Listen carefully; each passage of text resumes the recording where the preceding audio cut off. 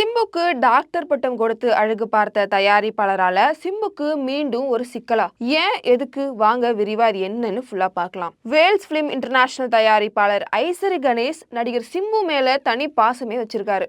அவரோட Wales யூனிவர்சிட்டிலையும் சிம்புக்கு doctor பட்டம் கொடுத்து அழகும் பார்த்திருந்தாரு. சிம்புவோட அப்பா டிஆர் உடல்நலம் பாதிக்கப்பட்டிருந்த போதும் அவருடைய ஹெல்த் ட்ரீட்மெண்ட்காக அமெரிக்கா போறதுக்காக அவருக்கான தேவையான உதவிகளையும் செஞ்சு அன்பு காட்டியவர் ஐசரி கணேஷ். அவரோட தயாரிப்பு நிறுவனம் சிம்புவை வச்சு வெந்து தணிந்தது காடு படம் ஆரம்பிக்கும் போதே கொரோனா குமார் படத்துல சிம்பு நடிப்பதற்கும் ஒப்பந்தம் செஞ்சு பெரிய தொகையையும் அட்வான்ஸா கொடுத்திருக்காரு.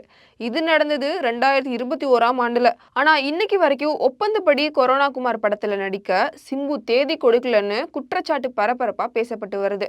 இதற்கிடையே கொரோனா குமார் படத்துல இயக்குனரா ஒப்பந்தம் செய்யப்பட்டிருந்த கோகுலை வச்சு ஆர்ஜே பாலாஜி நடிக்க சிங்கப்பூர் சலூன் என்ற படத்தை எடுத்து ரிலீஸும் செஞ்சாரு.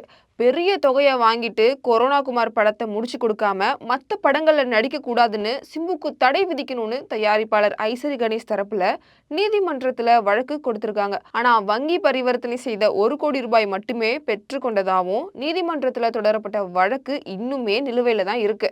இந்த நிலையில தான் கமலஹாசனோடு தக் லைஃப் படத்துல சிம்பு நடிக்கிறாரு. இந்த படத்துல சிம்பு நடிக்க தடை விதிக்கணும், ஏற்கனவே செஞ்சு கொடுத்த ஒப்பந்தத்தின் அடிப்படையில தன்னோட தயாரிப்பு நிறுவனத்திற்கு நடிக்க கால் ஷீட் கொடுக்கணும்னு தயாரிப்பாளர் சங்கத்துல புகார் கொடுத்திருக்காரு ஐசரி கணேஷ்.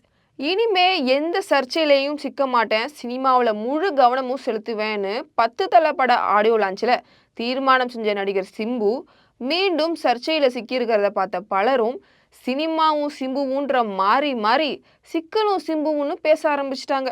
இதை பத்தி உங்களோட ஒப்பீனியன் என்னன்னு கமெண்ட்ல சொல்லுங்க.